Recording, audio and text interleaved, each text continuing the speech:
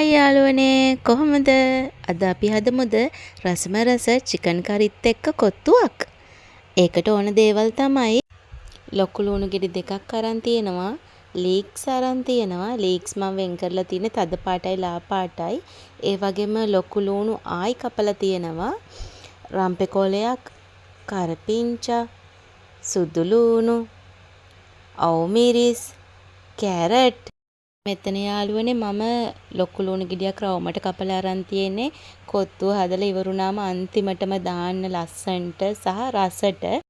එහෙනම් අපි හදමු. දැන් තෙල් තාච්චියක් ලිපේ තියලා ඒකට ලුණු ටික එකතු කරන්න. ලුණු ටික එකතු කරලා හොඳට ටෙම්පරාදු වෙන්න හරින්න. හොඳට ටෙම්පරාදු වෙගෙන එනකොට අපි ඒකටම එකතු කරනවා සුදු ලුණු. සුදු ලුණු ඒ වගේම කරපිංචා රම්පේ. සාමාන්‍යයෙන් කොත්තු වලට රම්පේ දාන්නේ නැහැ. හැබැයි ඉතින් ගෙදර හදන නිසා මම දානවා. හොඳට ටෙම්පරාදු වෙන්න දෙන්න. ඒකටම අවු මිරිස් කරල් දෙකත් මම එකතු කරගන්නවා. එකතු කරගෙන හොඳට ටෙම්පරාදු කරගන්නවා. ඊට පස්සේ ඒකටම කපාගත්ත කැරට් ටික එකතු කරනවා. කැරට් ටික හොඳට තෙලෙන් තැම්බෙන්න තියන්න. ඊට පස්සේ ලීක්ස් ටික එකතු කරන්න ඕනේ. ලීක්ස් ටිකේ මම අර ලා පාට ටික තමයි මුලින් එකතු කරන්නේ.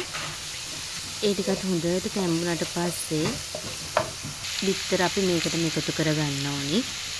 බිත්තර දෙකක් මම අරන් තියෙනවා. බිත්තර දෙක මේකට එකතු කරන්න ඕනි. අසානු ලුණු, ගම්මිරිස්, කෑලි මිරිස් ඔයාලට තියෙනවා නම් කොච්චි වුණත් මේ වෙලාවේ දාගන්න පුළුවන්. ඒකට මම කොත්තු රොටි ටිකත් මේකට එකතු කරනවා මේ වෙලාවේදී. එකතු කරලා හොඳට කලවම් කරලා අර මං කපාගත්ත තද කොළ පාට ලීක්ස් ටිකයි රවුමට කපාගත්ත ලුණු ටිකයි අන්තිමටම එකතු කරලා ඒකටම මම එකතු කරනවා සෝයා සෝස් මේස හැන්දක්. ඒ වගේම තක්කාලි සෝසුත් මේස හැන්දක්. කැමති නම් සීනි චුට්ටක් දාගන්න පුළුවන්. මං සීනි දැම්මේ නැහැ.